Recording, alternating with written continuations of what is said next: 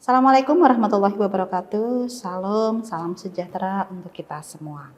Perkenalkan, saya Widya Mariana, Sarjana Sains Terapan Magister Kesehatan. Saya adalah seorang dosen program studi S1 Kebidanan di Stikes Telogorejo Semarang. Saya menyelesaikan studi S2 di Universitas Diponegoro Semarang, Fakultas Kesehatan Masyarakat dengan peminatan Manajemen Kesehatan Ibu dan Anak.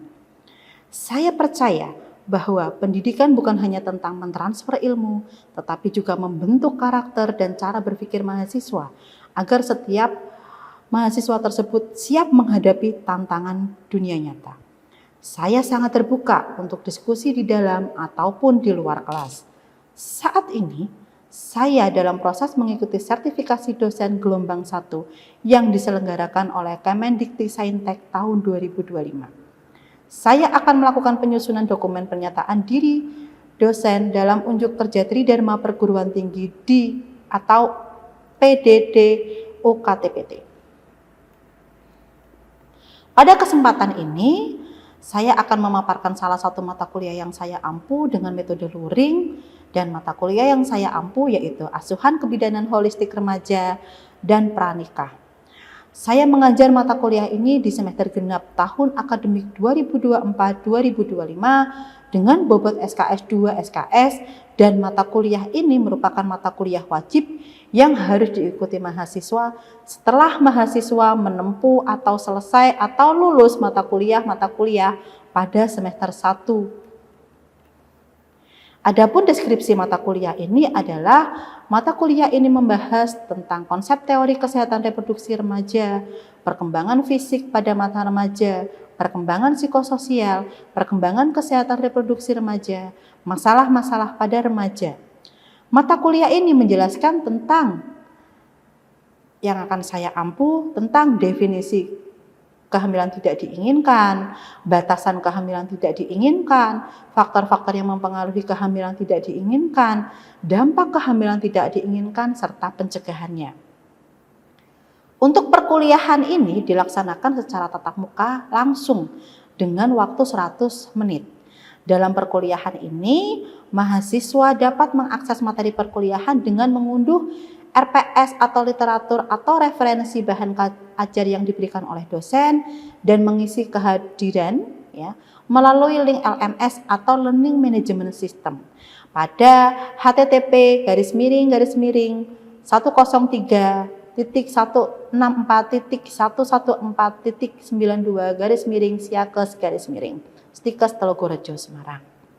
Untuk tugas yang diberikan kepada mahasiswa, dosen menyampaikan secara langsung dan meminta untuk mengumpulkan berupa hard file dan tulis tangan, tidak boleh diketik. Hal ini bertujuan untuk meminimalkan copy paste dari mahasiswa lainnya. Metode pembelajaran yang saya terapkan bersifat aktif, partisipatif, dan berbasis pada pengaplikasian di dunia kerja kebidanan. Hal ini meliputi ceramah interaktif, kemudian diskusi dengan baik secara personal ataupun kelompok, dengan tujuan mahasiswa berani bertanya, mengemukakan pendapat atau argumen berdasarkan pada literatur atau pengalaman mahasiswa. Kemudian project based learning, yaitu mahasiswa membuat tugas tentang aspek kebidanan holistik pada remaja dan pranikah.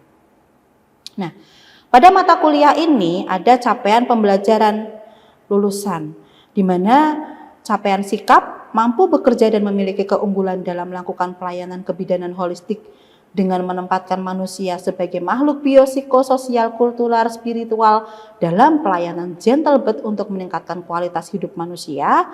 Kemudian keterampilan umumnya mampu menerapkan praktek kebidanan dengan menggunakan teknik komunikasi efektif dalam rangka memenuhi kebutuhan klien dan menjaga mutu pelayanan kebidanan. Untuk keterampilan khususnya mampu berperan sebagai pemberi asuhan kebidanan yang komprehensif dan profesional pada perempuan sepanjang daur siklus kehidupan reproduksinya, mulai dari masa remaja sampai dengan KB, dengan melibatkan keluarga dan masyarakat sesuai kode etik profesi dan unggul dalam bidang filosofi gentle birth. Pada mata kuliah ini ada sub CPMK, di mana sub CPMK 16.1 mampu menjelaskan tentang teori kesehatan reproduksi remaja, perkembangan fisik psikososial. Sub CPMK 16.2 mampu menjelaskan dan menganalisis perkembangan kesehatan reproduksi remaja dan masalah-masalah remaja. Sub CPMK 16.3 mampu menjelaskan dan menganalisis faktor penyebab timbulnya PMS, HIV, penyakit reproduksi pada remaja, dan cara menanggulangi PMS atau HIV. Kemudian, pada sub CPMK 16.4 mampu menjelaskan kebersihan diri bagi remaja, penanggulangan masalah kesehatan reproduksi remaja. Sub CPMK 16.5 mampu menjelaskan program pendidikan KRR, kesehatan reproduksi remaja, pendekatan masalah untuk menanggulangi permasalahan KRR. Kemudian, sub CPMK 16.6 mampu memberikan konseling gizi pada remaja untuk kesehatan reproduksi remaja. Dan sub CPMK 16.7 mampu memberikan penyuluhan kesehatan pada remaja tentang narkoba, PMS, KTD atau kehamilan tidak diinginkan, HIV, dan seks bebas. Deskripsi mata kuliah ini secara singkat, mata kuliah ini membahas tentang konsep teori kesehatan remaja, perkembangan fisik pada remaja, perkembangan psikososial, perkembangan kesehatan reproduksi remaja, dan masalah-masalah pada remaja. Media pembelajaran yang digunakan mahasiswa dalam mata kuliah ini berupa buku ajar terkait dengan remaja dan pranikah, kemudian ada pun PowerPoint, dan ada juga video edukasi pembelajaran.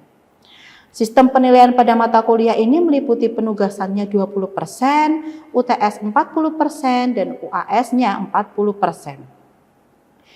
Penilaian pada mata kuliah ini dilakukan secara objektif berdasarkan indikator seperti penugasan, diskusi aktif, serta kemampuan menganalisis. Saya menggunakan rubrik penilaian yang jelas dan terukur. Hasil evaluasi saya sampaikan kembali kepada para mahasiswa sebagai bentuk transparansi nilai. Dengan pendekatan ini, saya berkomitmen untuk menciptakan mahasiswa yang berkualitas, berpikir kritis, adaptif terhadap perubahan, agar siap menghadapi tantangan di dunia kerja bidang kebidanan. Untuk tahapan berikutnya, mari simak video pembelajaran mata kuliah asuhan kebidanan holistik pada remaja dan pranikah.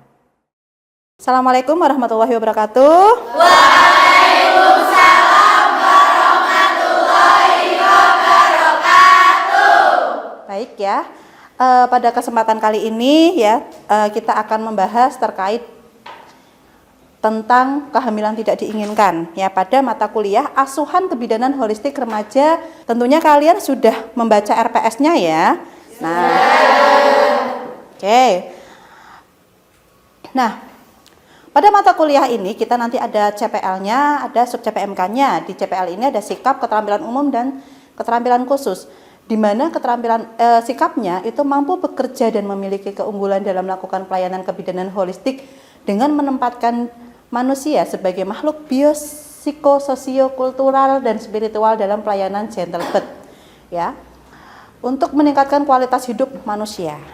Kemudian ada keterampilan umumnya, mampu menerapkan praktek kebidanan dengan menggunakan teknik komunikasi efektif ya dalam rangka memenuhi kebutuhan klien untuk menjaga mutu pelayanan kebidanan. Kemudian ada keterampilan khusus di mana mampu berperan sebagai pemberi asuhan kebidanan yang komprehensif dan profesional pada perempuan sepanjang siklus daur kehidupannya, mulai dari remaja sampai dengan KB ya, sesuai dengan kebutuhan masyarakat, kode etik profesi, dan unggul dalam bidang filosofi gentle birth ya. Kemudian di sini sub CPMK-nya kita di sini pada 16.7 di mana mata kuliah ini mampu memberikan penyuluhan kesehatan kepada remaja tentang narkoba, PMS, KTD kehamilan tidak diinginkan, dan HIV/AIDS serta seks bebas. Nah, pada kesempatan kali ini saya akan menjelaskan terkait dengan kehamilan tidak diinginkan. Oke. Nah, harapannya setelah mengikuti mata kuliah ini, harapannya mahasiswa itu mampu dan memahami serta menjelaskan kembali terkait dengan kehamilan yang tidak diinginkan. Ya, sampai di sini paham? Paham. Nah, untuk mata kuliah ini, bahan kajiannya ada definisi tentang KTD, menceritakan tentang fenomena KTD, kemudian ada faktor-faktor yang mempengaruhi KTD, kemudian ada dampak kehamilan yang tidak diinginkan, kemudian ada pencegahannya juga. Ya. Nah, sudah langsung ke topik ya, KTD. Tadi singkatannya adalah kehamilan tidak diinginkan. Baik ya. Mungkin sebelumnya ada yang sudah tahu atau mungkin sudah membaca ya, atau mungkin sudah pernah mendengarkan informasi kanan kiri ya tentang KTD. Siapa yang tahu tentang KTD? Oke, Mbak Wahyu, silakan. KTD itu tuh seseorang yang tidak menginginkan anak, Bu. KTD seseorang yang tidak menginginkan anak. Iya. Oke, kita simpan dulu jawabannya ya. Oke, mungkin ada pendapat lain terkait dengan KTD. Saya, Bu. Oke, Mbak Rita, silakan. Izin menjawab ya, Ibu. Untuk KTD biasanya itu kehamilan di luar pernikahan. Jadi kehamilannya bisa dikatakan tidak halal, Ibu. Oke, baik, terima kasih ya. Baik ya, saya tampung dulu untuk jawabannya Mbak Wahyu dan Mbak Rita. Baik ya, nanti saya akan jelaskan terkait dengan KTD. Terima kasih untuk pendapatnya. Kita kasih aplaus dulu bagi yang sudah menjawab. Oke, KTD, kehamilan tidak diinginkan. Nah, di mana suatu kondisi ya, pasangan tidak menginginkan kehamilan akibat dari perilaku seksual yang disengaja atau tidak disengaja. Disengaja dalam hal ini adalah perilaku seksualnya sudah resmi, sudah suami istri. Yang tidak disengaja adalah perilaku seksualnya yang tidak resmi, ya, itu di luar nikah. Nah, definisi lain menyebutkan kehamilan yang terjadi salah satu atau kedua belah pihak dari pasangan memang tidak menginginkan anak, ya, sama sekali, atau kehamilan yang sebenarnya diinginkan tetapi pada saat itu di mana kehamilan terjadi lebih cepat dari yang telah direncanakan. Next. Nah, Undang-Undang Hukum Pidana tahun 2019 pada pasal 417 ayat 1 berbunyi bahwa setiap orang yang melakukan persetubuhan ya bersama orang yang bukan suami atau istrinya dipidana lantaran perzinaan dengan pidana penjara paling lama 1 tahun atau hukuman kategori 2. Jadi kita harus berhati-hati untuk jaga diri kita supaya tidak melakukan hal-hal negatif ini ya. Oke.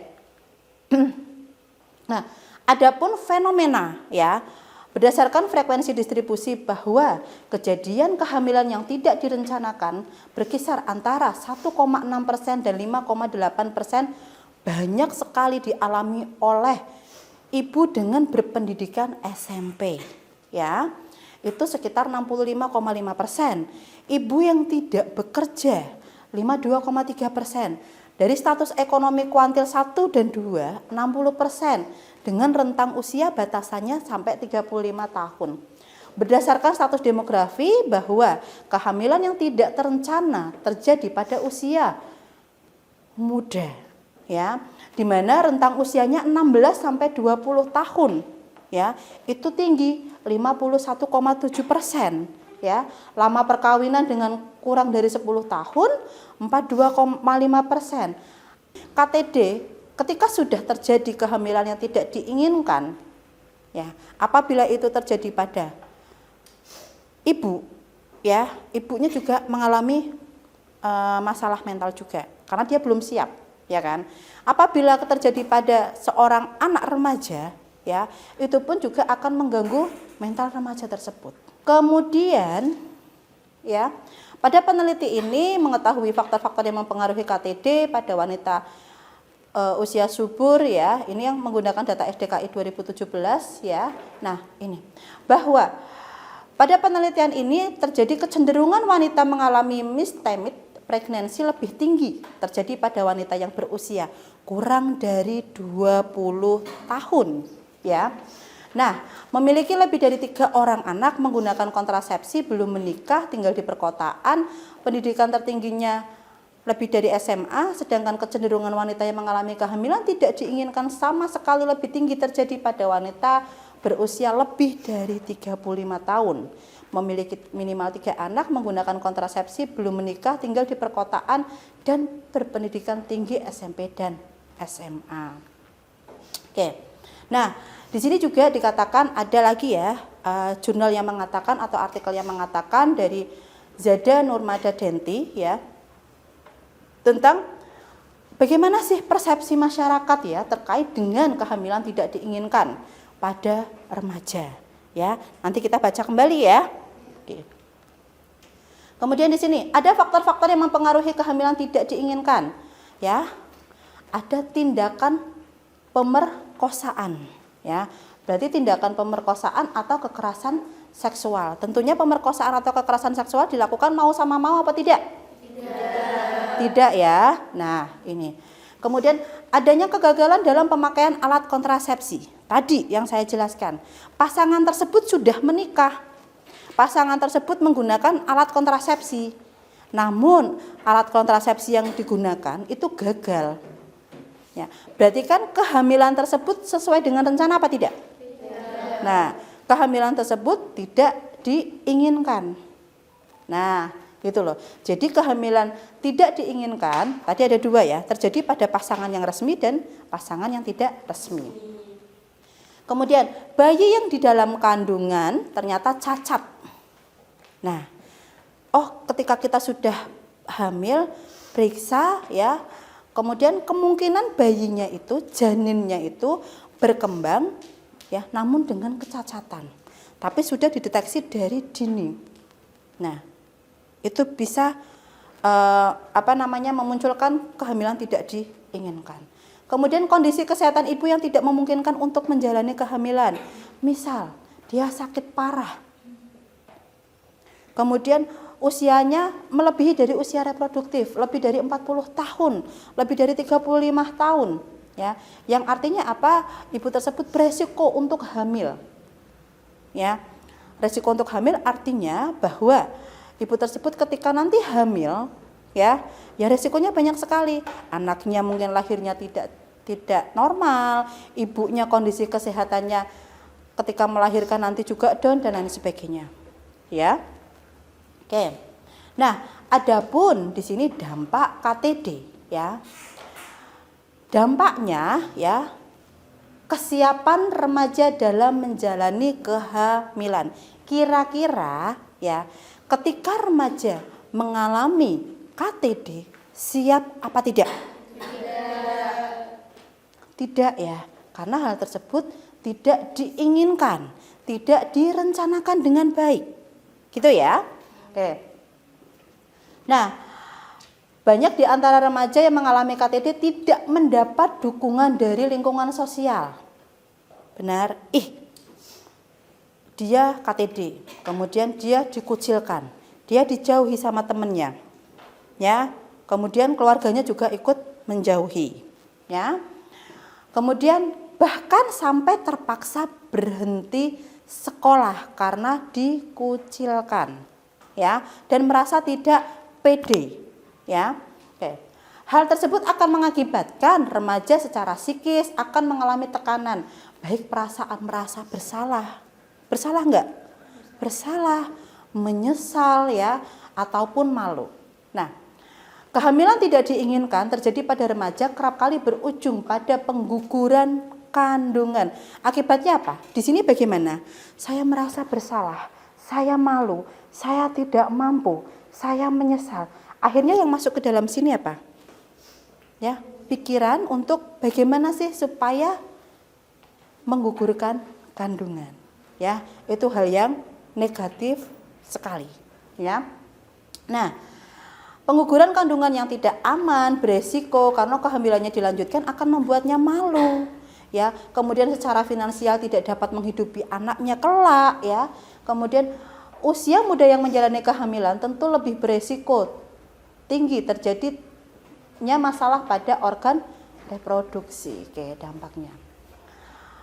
Adapun pencegahannya pencegahannya dari dampak tersebut kita melakukan pemberdayaan remaja perempuan, memperbaiki ketidaksesuaian gender, menghormati hak asasi manusia, mengurangi kemiskinan. Nah, ini pencegahannya Apa sih? Melakukan pendekatan kepada remaja, melakukan posyandu remaja, pemberdayaan remaja. Posyandu remaja, di situ diberikan edukasi terkait dengan masalah-masalah remaja, bahaya remaja dan lain sebagainya. Bagaimana cara mengatasi masalah-masalah tersebut? Itu kita lakukan dengan pemberdayaan remaja. Ketidaksesuaian gender, bahwa remaja laki-laki dan remaja perempuan mempunyai hak yang sama. Itu. Menghormati hak asasi manusia sama Yang satu mengurangi kemiskinan. Bila mana banyak KTD yang terjadi pada remaja, otomatis ketidaksiapan finansial ada kan? Kalau itu banyak berarti ketidaksiapan finansial untuk memenuhi kebutuhan masa depan anaknya kira-kira bagaimana? Tinggi apa rendah? Rendah. Sehingga apa kalau rendah? Otomatis terjadi penurunan finansial, otomatis terjadi kemiskinan, sehingga KTD itu dilarang, tidak dianjurkan supaya mengurangi kemiskinan. Oke. Nah, di sini ada kebijakan yang perlu dilakukan untuk mewujudkan Ada intervensi preventif pada remaja usia 40 sampai 14 tahun, hentikan pernikahan dini pada usia 18 tahun Sekarang undang-undang sekarang minimal pernikahan usia berapa? 20 tahun. Kemudian menjaga kesehatan perempuan dalam kondisi yang sehat dan optimal, melindungi hak atas pendidikan, kesehatan, keamanan, dan kebebasan dari kemiskinan, mengupayakan pendidikan remaja perempuan. Nah, sebentar saya jelaskan terkait dengan terjadinya KTD. Bagaimana terjadinya KTD? KTD ada pertemuan antara sperma dan sel telur. Dari benih laki-laki itu sperma, sel telur dari perempuan, melalui hubungan seks pada masa usia subur. Itu. Kemudian tidak dilindungi dengan kontrasepsi. Kemudian dilakukan sengaja atau tidak disengaja. Rata-rata dilakukan sengaja apa tidak? Sengaja. Dilakukan sadar atau tidak sadar atas kemauan sendiri. Sadar. Itu. Jadi kita sebagai perempuan kalian di dalam tahap ini adalah masa remaja, kalian harus bisa menjaga diri kalian, menjaga aset kalian Oke. Faktor penyebab KTD, ketidaktahuan proses kehamilan. Dia tidak tahu bahwa tadi bertemunya antara sperma dan ovum, benih laki-laki dan benih perempuan itu bisa terjadi kehamilan. Dia hamil tanpa suami, pasti ada suaminya. Tergantung dari suami itu bertanggung jawab atau tidak.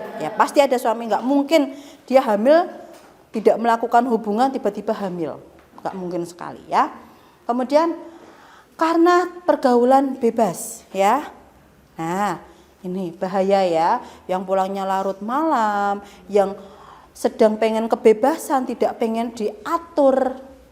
Saya merasa bahwa saya sudah dewasa, saya merasa bahwa saya sudah mandiri. Nah, itu kemudian tidak memakai kontrasepsi, kegagalan kontrasepsi, perkosaan, pembiusan, hipnotis hipnotis incest dan resiko kehamilan tinggi. KTD itu berdampak apa tidak? Berakibat apa tidak? Berakibat pada anak Anak yang tidak diinginkan, ditelantarkan, kurang asuhan kasih sayang.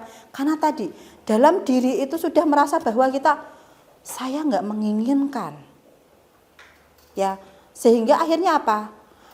Rasa kasih sayangnya terhadap anak sendiri yang dia kandung menurun atau kurang kemudian akibatnya bisa karena kurangnya tidak diperhatikan, gizinya buruk ya. Anak tersebut menjadi anak berpenyakitan ya. Kemudian pendidikannya tertinggal ya. Gizinya buruk, kemudian berpenyakitan, pendidikan tertinggal, kemudian psikologi juga terganggu, anak menjadi nakal, jahat, sadis ya, dan lain sebagainya.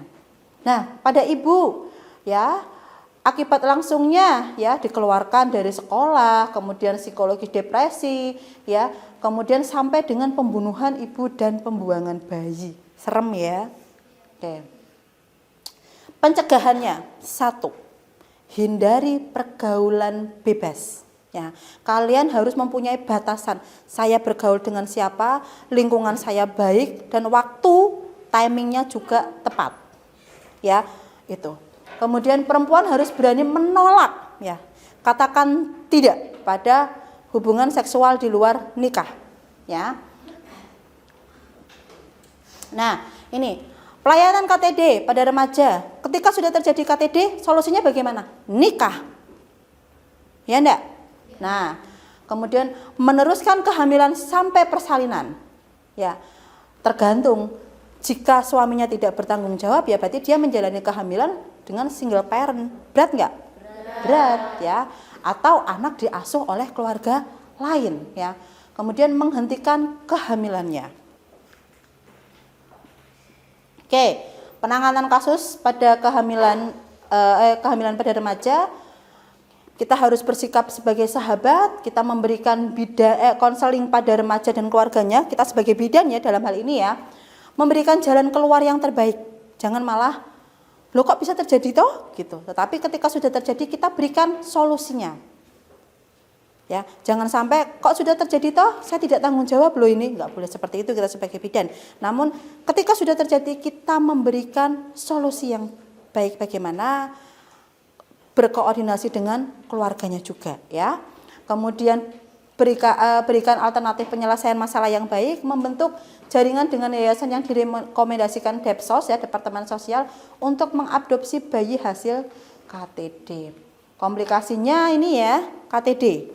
Ya, ada infeksi, perdarahan, kegagalan, kecacatan, ada sanksi hukum. Nah, contoh alternatifnya diselesaikan dengan kekeluargaan tadi, menikah, konseling kehamilan persalinan sampai keguguran, pemeriksaan kehamilan secara standar, dan bila perlu dirujuk ke SPOG atau psikiater ya. Oke. Nah, nih nikah yang dilakukan agama ya. Kemudian di sini ada rujukan KTD ya. Nah, sudah di sini ya, kalian ya, di sini ada daftar pustaka terkait dengan mata kuliah ini ya. Ada beberapa daftar pustaka, nanti kalian bisa insert ya, di searching ya. Nanti kalian bisa belajar. Jadi kalian tidak hanya mengandalkan materi dari dosen saja, tetapi kalian juga bisa belajar mandiri, mengembangkan materi-materi sendiri ya, mengembangkan pengetahuan dari salah satunya ini. Kemudian pada mata kuliah remaja itu juga ada salah satu bentuk pengabdian atau hasil dari penelitian kami. Ya, itu nanti kalian bisa searching di sini. Bisa searching di googling ya. Itu juga bisa, di MySiago juga bisa. Baik, ada pertanyaan? Tidak? Cukup? Baik, terima kasih atas waktunya ya. Saya harap ya mata kuliah ini nanti kalian pelajari kembali ya. Kemudian kita akan lanjutkan di perkuliahan selanjutnya pada mata kuliah terkait dengan kenakalan remaja, yaitu penggunaan nafsa, narkotika, narkoba ya kan. Kemudian obat-obatan terlarang. Gitu ya. Baik. Demikian perkuliahan pada hari ini ya. Jaga kesehatan. Terima kasih. Akhir kata, wassalamualaikum warahmatullahi wabarakatuh.